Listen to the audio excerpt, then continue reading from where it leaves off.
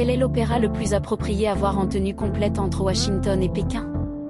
Nixon en Chine, chef-d'œuvre de John Adams, est entré dans l'Opéra de Paris samedi, avec une résonance particulière. Créé en 1987, 15 ans après la visite historique du président américain en Chine, cet opéra avait eu des débuts controversés avant de devenir un classique aux États-Unis. 36 ans plus tard, il joue au moins 5 opéras en Europe, où il est moins connu. Nous le prenons aujourd'hui, d'autant plus que nous parlons Chine et des États-Unis aux nouvelles chaque jour, un signe de la fragilité paix mondiale, commente l'AFP René Fleming, l'un des sopranos américains les plus célèbres. La star joue pour la première fois le rôle de Pat Nixon, l'épouse du président. À ses côtés, son compatriote, le baryton Thomas Hampson qui joue un Nixon plus vrai que la vie.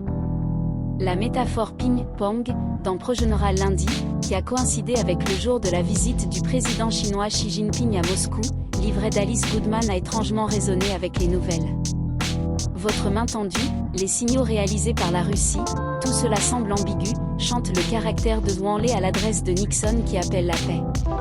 Cet opéra résiste comme un rappel de la nécessité de la diplomatie entre les pouvoirs pendant cette période d'incertitude, a déclaré le baryton Xiaomeng Zhang, qui incarne Wanlé, à l'AFP. Inspiré par la diplomatie ping-pong, ces échanges joueurs américains et chinois dans les années 1970, la directrice argentine Valentina Carrasco transforme les artistes de l'opéra choir en joueurs tennis table où l'ensemble sont des deux côtés des tribunes. Il évoque la guerre froide, un monde bipolaire, avec un filet au milieu et les deux camps rejetant la responsabilité, explique Madame Carrasco.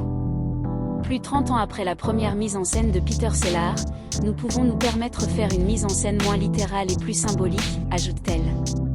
Parmi les autres symboles l'American Eagle et dragon chinois, le livre rouge, les uniformes des gardes rouges, mais aussi la répression en Chine, avec une frappante où plateau est élevé pour montrer, comme dans une prison souterraine, la censurée scène de livres battus et de détenus. Sur un grand écran, nombreuses photos visites apparaissent, ainsi qu'un mini-documentaire sur répression des musiciens qui jouaient musique occidentale au moment révolution culturelle. Au-delà de la mise en scène, que pense le compositeur de son travail aujourd'hui avec la musique somptueuse? J'ai créé cet opéra il y a si longtemps que j'ai l'impression que c'était quelqu'un d'autre qui l'a écrit, plaisante John Adams, 76 ans, rejoint par téléphone de Paris. Il se souvient des débuts, très controversés, de l'opéra, l'un des rares à faire face à la politique contemporaine. Les opéras ont toujours été sur mythes grecs, dieux nordiques ou mélodrames comme œuvre de Puccini, explique-t-il. Mais le public change avec le temps et lui fait apprécier le travail. S'il confie qu'il ne hait pas la main sur différentes mises en scène, il voulait que les chanteurs interprétant chinois soient d'origine asiatique. En 2021, une controverse avait éclaté autour d'une production en Écosse accusée de yellowface.